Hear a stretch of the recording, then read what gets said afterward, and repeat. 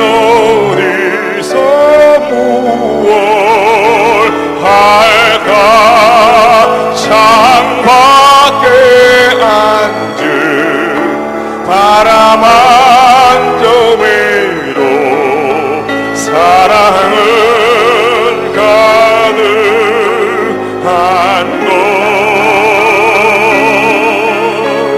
널 만난 세상 더는 소원 없어 바램은 제가 될 테니까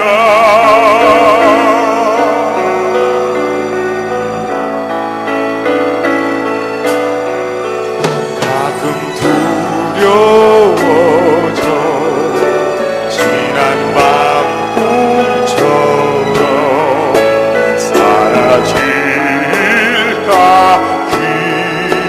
기도해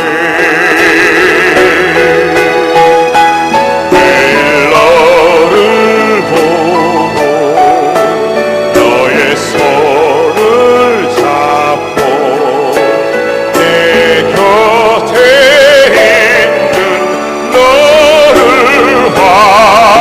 확인해 창밖에 앉은 바람 한 점에도 사랑은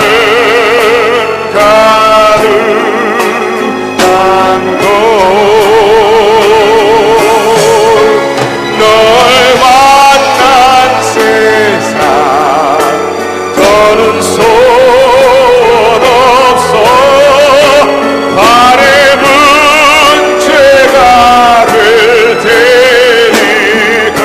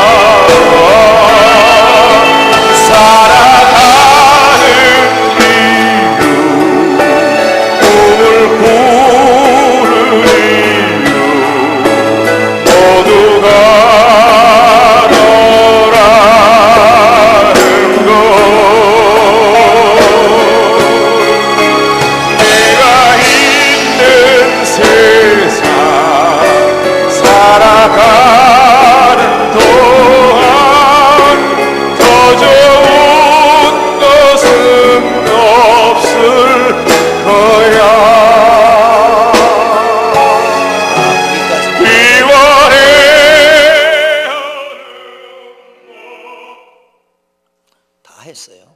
거기까지만. 그냥 음악회나 하고 말까요? 자, 옆에 사람하고 손 한번 꼭 잡아보겠습니다. 오늘따라 건강해 보이십니다. 건강해 보이십니다. 그렇습니다. 아, 건강해 보이십니다. 아름다운 여행이라고 하는 영화를 본 적이 있습니다. 음악, 영화 뭐 이렇게 시작이 됩니다만 아름다운 가정이 있었습니다. 딸이 하나 있었고요. 그런데 어떤 계기가 돼서 갈라서게 됐습니다. 딸은 어머니하고 살고 뉴질랜드에서 삽니다. 아빠는 혼자 캐나다에서 살게 됩니다. 딸과 엄마는 세계 여행을 즐기고 있습니다. 그런데 교통사고로 인해서 엄마가 세상을 떠나게 되지요. 그걸 알고 아빠가 달려왔습니다. 아빠가 데리고 캐나다로 가게 됐어요. 낯선 환경, 엄마 잃은 슬픔, 이런 모든 것이 적응이 되질 않습니다. 그래서 헤매이고 우두커니 혼자 앉고 앉아있는 시간들이 많아집니다. 아빠는 계속해서 접촉을 시도하지만 여의치를 않습니다. 어느 날 이 딸아이가 밖에 나갔다가 숲속을 거닐다가 거위둥지를 발견합니다. 무려 알이 16개나 되는데 그것을 가지고 집으로 돌아와서 따뜻한 데 보관했는데 온도가 잘 맞았던 모양입니다. 16개가 다 부화를 했습니다. 그런데 조류라고 하는 동물들은 처음 보는 것이 엄마인 줄 착각한답니다. 그래서 졸졸졸졸 따라다니는 거예요. 어디 가든지 따라갑니다. 숲속에 가면 숲속에 따라가고 물에 가면 물에 따라가고 집안까지 들어오곤 합니다. 근데 이 나르는 연습을 시켜야 되는데 나르는 연습을 시킬 수가 없으니까 엄마와 아빠하고 삼촌하고 도와줍니다. 높은 곳에서 떨어뜨리기도 하고 이렇게 도와주지요. 근데 문제는 이 새들을 집에서 키울 수가 없고 또 따뜻한 곳에서 자라야 되기 때문에 이 가을철이 되면 떠나야 되잖아요. 어떻게 할까 고민을 하다가 경비행기를 만듭니다. 그리고 소녀가 운전을 합니다. 그러면 이 새들이 다 따라오는 거예요. 아주 엄청난 계획을 짜고 저 남쪽에 있는 미국의 남단에 노스캐롤라이나까지 가기로 계획을 합니다. 그리고 비행기가 나르면 이 16마리의 거위가 쭉 함께 날아가는 겁니다. 거기다 내려놓고 가족들은 돌아옵니다. 그런데 그 다음에 봄에 이 16마리 거위가 다 집으로 돌아오는 거예요. 이것들을 보면서 참 아름다운 장면들이 참 많습니다. 삐약삐약 하면서 어디를 가든지 소녀가 가면 쭉 16마리가 따라오는 것. 그리고 비행기를 타고 날아가는데 앞에 경비행기가 날아가면 쫙 줄을 서서 쫙 날아갑니다. 물론 어려운 일도 있었지만 이렇게 잘 안착하고 돌아오니까 따라왔다라고 하는 얘기입니다. 이 거위들은 언제든지 소녀만 바라봅니다. 그리고 그 소녀는 나르는 연습을 시켰고 먹을 것을 주었고 그리고 저기까지 그들이 살기 좋은 그 땅까지도 인도해 주곤 합니다. 여러분, 무디가 지은 시 가운데 이런 시가 있습니다. 그대 자신을 바라봐라. 반드시 실망할 때가 있을 것이다. 친구를 바라봐라. 배신의 쓴 잔을 맛보리라. 남편이나 아내를 바라보아라. 어느 때인지 헤어지고 죽음으로 갈라서게 되리라. 자식을 바라보아라. 철이 나기 전에 세상을 떠나리라. 돈이나 명예를 바라보아라. 어느 날 허무함을 맛보게 되리라. 그러나 주 예수를 바라보라. 영원한 생명을 얻으리라. 할렐루야. 본문에는 하나님을 속이고 이방신을 섬기며 생존 전략으로 이방 나라와 계약을 맺는데 그것조차도 거짓인 이스라엘 향해서 책망하는 말씀입니다. 그리고 돌아와라. 그리고 여호와 하나님만 바라보아라 라고 말합니다. 여러분, 이 호세아를 통해서 하나님께서 말씀하셨던 바라보아야 할 대상 그 하나님은 어떤 하나님일까? 오늘 그 하나님을 찾고 우리가 그 하나님만 바라보기를 주의 이름으로 축원합니다. 2절을 보겠습니다. 시작. 다시 봅니다. 2절 시작. 여호와께서 유다와 논쟁하시고 야곱을 그 행실대로 벌하시며 그의 행위대로 그에게 보응하시리라. 아멘. 여호와께서는 그 행위대로 벌하신다는 겁니다. 그 행위대로 보응하신답니다. 그 하나님을 바라보아라 라고 말씀합니다. 요한복음에서는 선한 일을 행하는 자는 생명의 부활로, 악한 일을 행한 자는 심판의 부활로 나오리라 라고 말씀합니다. 에레미야 17장 10절에서는 나 여호와는 심장을 살피며 폐부를 시험하고 각각 그 행위와 그의 행실대로 보응하시나니 라고 말씀합니다. 사랑하는 성도 여러분, 여호와는 어떤 분이다? 행위대로, 행실대로 보응하시는 하나님이라고 말씀하십니다. 여러분, 뿐만 아니라 그분은 마음도 살피고 폐부도 살피고 우리의 보이는 겉모습뿐만 아니라 우리 안에 있는 내면까지도 다 살피시고 그대로 보응하신다라고 말씀하고 있습니다. 문제는 뭡니까? 죄의식이 문제입니다. 도덕성의 상실이 문제입니다.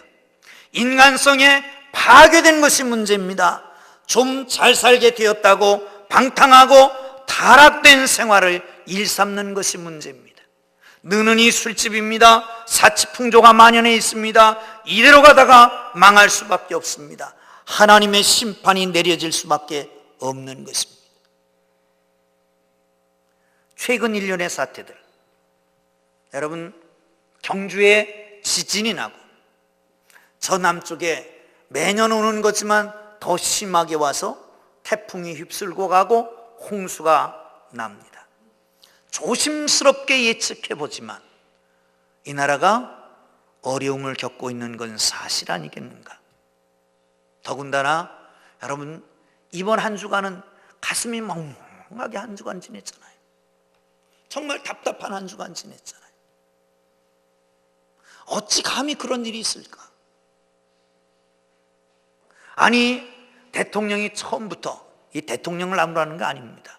또 박근혜 뭐라고 그랬다고 이따가 돌 던지지 마시기 바랍니다. 아니, 초기부터 어떻게 그 무속인을 따라서 그 짓을 다 했을까 하는 생각을 해보면 답답합니다. 결국은 드러나게 됩니다. 보응하신 하나님이 가만히 있겠습니까? 사랑하는 성도 여러분, 이런 것을 보면서 우리는 어떻게 해석해야 될까가 문제입니다. 믿음의 사람은 신앙적인 시각을 갖고 신앙적인 판단력과 가치관을 가지고 해석을 해야 됩니다. 토인비, 역사가 토인비는 이런 얘기를 했습니다. 모든 사람이 한 배를 타고 간다라고 하는 걸 전제해 놓고 세 부류의 사람이 있다는 거예요. 어떤 사람은 이 배가 어디로 가든지 전혀 상관하지 않습니다. 그냥 먹을 것 주고 마실 것 주고 입을 것 주고 그렇게 만족하면 됩니다. 불평하지도 않습니다. 또 어떤 사람은 배가 어디로 가는지 관심이 없습니다. 그런데 주변 환경 경치만 구경합니다. 날씨가 화창하고 눈앞에 좋은 경치가 전개되면 좋아라 하다가 날씨가 굳어지면 바람이 불면 배가 흔들리면 충분히 사느니 원망이 가득합니다. 그러면서도 여전히 배의 행선지에 대해서는 생각지 않습니다. 세 번째 사람이 있습니다. 배가 가는 방향을 생각합니다. 최종 목적지가 어딘지를 생각합니다. 그 길로 가기 위해서 내가 해야 될 일이 무엇인가를 압니다. 그래야 해서 하루하루 내게 맡겨진 데에 열심히 노를 졌습니다. 여러분, 이 세 부류 가운데 어디에 속해 있습니까? 그리스도인은 신앙적인 역사의식을 가져야 합니다. 어떻게 하는 게 좋겠습니까? 어제는 수많은 사람들이 모여서 집회를 했습니다. 그리스도인들은 뭐합니까? 나가서 행동으로 옮겨야 되겠습니까? 그렇지 않으면 기도는 해야 되지 않겠습니까? 여러분, 교회에서는 새생명전도 축제를 한다고 그럽니다. 세례교인이면 회원입니다. 정회원은 정회원 나름대로의 책임을 다해야 됩니다. 집사는 집을 지키는 사람입니다. 최소한 교회를 지켜야 될 거 아닙니까? 항존직은 이건 영원토록 이 교회에서 죽으라고 하는 얘기입니다. 이 교회에서 살으라는 말입니다. 이 교회가 흥할 때 같이 흥하고 망할 때 같이 망하는 겁니다. 그게 항존직입니다. 그럼 여러분 책임은 얼마나 하고 있습니까? 사랑하는 성도 여러분, 책임을 다하지 않는 게 죄라고 하는 걸 아십니까? 옛날 청교도들은 회원으로 입교할 때 입교문답을 했습니다. 어떤 자매가 회원으로 입교할 때에 입교문답을 하면서 나이가 지긋한 장로님이 물었습니다. 자매님은 예수 믿기 전에 자신이 죄이었다라고 하는 것을 인정하십니까? 예, 인정합니다. 저는 예수 믿기 전에 죄인이었습니다. 다시 묻겠습니다. 그러면 예수를 믿은 후에 자신은 어떻다고 생각하십니까? 나는 전보다 더 큰 죄인이라고 느끼고 있습니다. 그러면 예수 믿기 전과 예수 믿기 다음에 달라진 게 뭡니까? 그럴 때 아주 유명한 얘기를 했습니다. 예수 믿기 전에는 죄를 따라가는 죄인이었고, 예수 믿은 다음에는 죄에서 도망가는 죄인입니다. 사랑하는 성도 여러분, 아직도 죄를 따라가는 죄인이 되어서는 안 될 거 아닙니까? 죄를 피해야 됩니다. 거룩하고 성결하게 살아야 됩니다. 여러분 우리가 정말 주님 앞에 예수님을 영접하고 하나님의 자녀가 되었다면 죄에서 노임받아서 구원받은 것은 사실입니다. 할렐루야. 할렐루야. 그러나 거기서 죄와의 싸움이 끝난 것이 아닙니다. 이제는 사단이 예수 믿는 사람들을 넘어뜨리려고 유혹을 합니다. 그러므로 그 죄와의 경쟁에서 이겨야 합니다. 깨끗해야 합니다. 거룩해지려고 노력해야 합니다. 할렐루야. 거룩한 삶이 되기를 주님의 이름으로 축원합니다. 아멘. 두 번째, 누구를 바라봐야 될까요? 3절입니다. 시작. 천사와 겨루어 이기고 울며 그에게 간구하였으며 하나님은 베델에서 그를 만나셨고 거기에서 우리에게 말씀하셨나니. 아멘. 베델에서 만나주신 하나님을 바라보기를 주의 이름으로 축원합니다. 할렐루야. 야곱이 아버지를 속이고 형의 것을 사기쳐서 도둑질해가지고 있습니다. 그랬더니 이 형이 분노가 솟아오르기 시작했습니다. 살인을 하려고 작정을 합니다. 어머니가 그걸 알고 외삼촌 집으로 피신을 시킵니다. 한 800km 정도 되는 밧단-아브람으로 가는 길에 베델이라고 하는 곳에 밤이 저물었습니다. 거기에 베개를 돌로 하고 누워 있습니다. 잠이 제대로 오겠습니까? 한 번도 어머니 아버지를 떠나본 적이 없고 한 번도 부족의 도움을 받아보지 않은 적이 없는데 외롭기 그지없습니다. 또한 밤중에 짐승 소리가 들립니다. 두렵습니다. 밧단-아람으로 가긴 간다고 그러지만 미래를 예측할 수가 없습니다. 이런 상황입니다. 외롭고 고독하고 두렵고 미래를 예측할 수 없고 불투명하고 그런 상황에서 하나님이 나타나셨습니다. 찾아오셨습니다. 사랑하는 성도 여러분, 찾아오신 하나님을 만나게 되기를 주의 이름으로 축원합니다. 그런데 야곱은 하나님을 만난 다음에 이렇게 고백합니다. 창세기 28장 16절에 보면 여호와께서 과연 여기에 계시거늘 내가 알지 못하였노라. 거기에 이미 계셨다는 거예요. 엠마오로 가는 두 제자가 있었습니다. 따라다니던 예수님은 세상을 떠나고 부활했다고 그러는데 만나지는 못했고 예수고 뭐고 다 치우자 꿈도 뭐고 다 접고 엠마오로 내려가는 길입니다. 그런데 어느 사이인가 예수님이 같이 오셔서 말씀을 나누고 계십니다. 그런데 거기에는 이렇게 써 있습니다. 누가복음 24장 16절에 보면 그들의 눈이 가리워져서 그인 줄을 알아보지 못했더라. 시리에 빠져있는 그들에게는 같이 있는 주님이 누구인지 알지 못했다는 겁니다.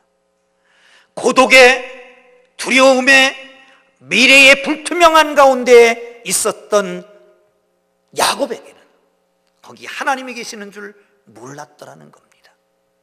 사랑하는 성도 여러분, 구원의 사건은 그리스도인들이 경험한 가장 위대한 사건입니다. 그러나 구원의 사건이 신앙여정의 마침이 아니라 신앙여정의 시작입니다. 예수 믿고 구원받고 난 다음에 모든 고난 끝, 행복 시작, 그랬으면 얼마나 좋을까요? 그런데 살아가는 과정 속에 믿지 않는 사람들과 똑같은, 세상 사람과 똑같은 고난이 우리 앞에 있다는 거예요. 실패도 하고 어려움도 겪고 몸도 아프고 가정도 힘들고 라고 하는 고난이 있을 수 있습니다.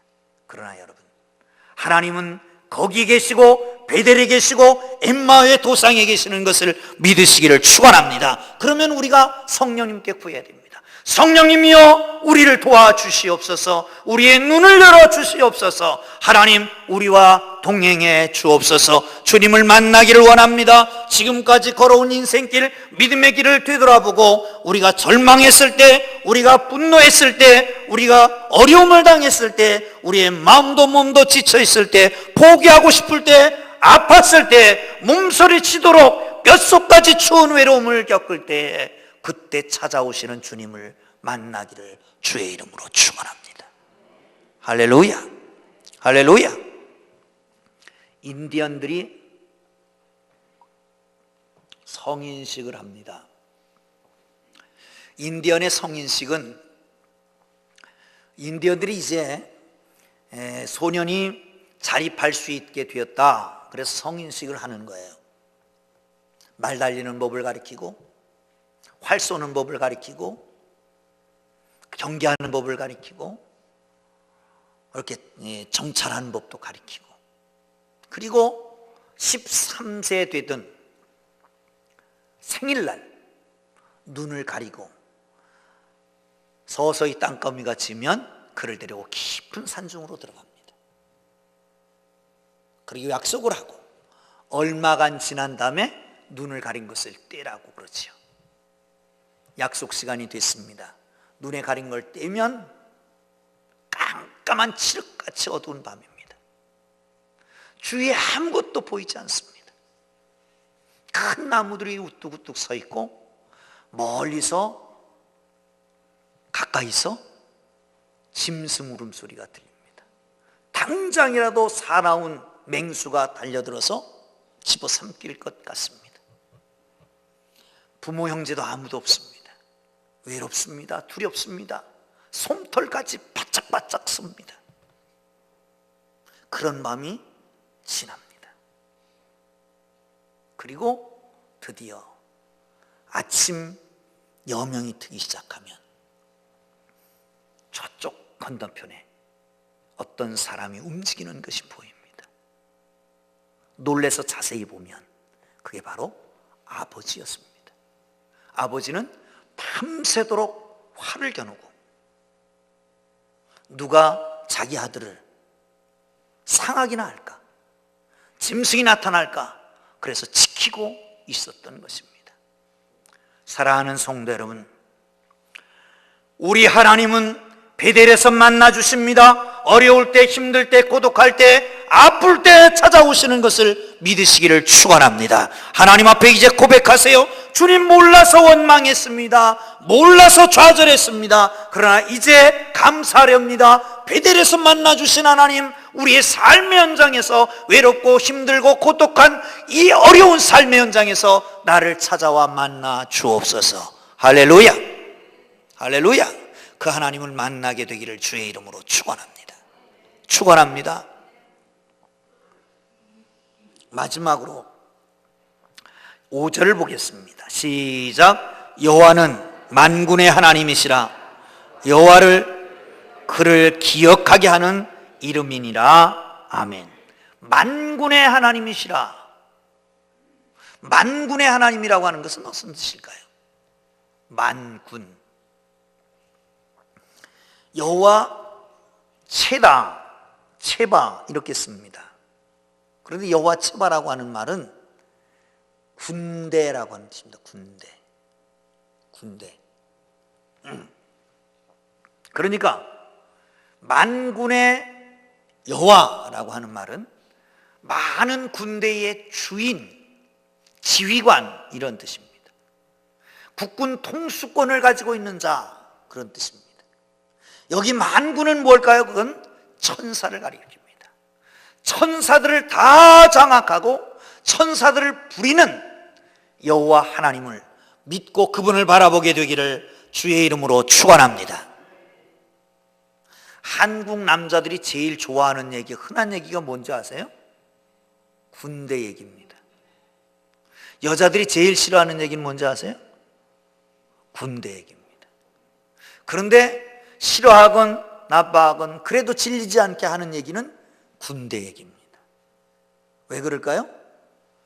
인생에서 가장 충격적인 사건이었기 때문에 그렇습니다. 이성찬 씨라고 하는 분이 쓴 너희가 군대를 아느냐라고 하는 유머집이 있습니다. 우리가 군 생활하면서 남자분들은 다 알겠지만 머리에 기억 남는 것 이런 것 있잖아요.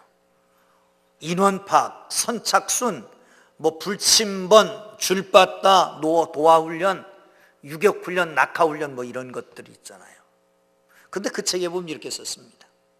뺀질거리는 서울 군바리들을 위해서 인원 파악이 생겼고, 동장 느린 충청도 군바리들을 위해서 선착순이 생겼고, 탄력 많은 호남 군바리들을 위해서 불침번이 생겼고, 말 안 듣는 경상도 군바리들을 위해서 줄받다가 생겼고, 물에 사는 제주도 군바리들을 위해서 도하훈련이 생겼고, 비탈전군에 사는 강원도 군바리들을 위해서 유격훈련이 생겼다.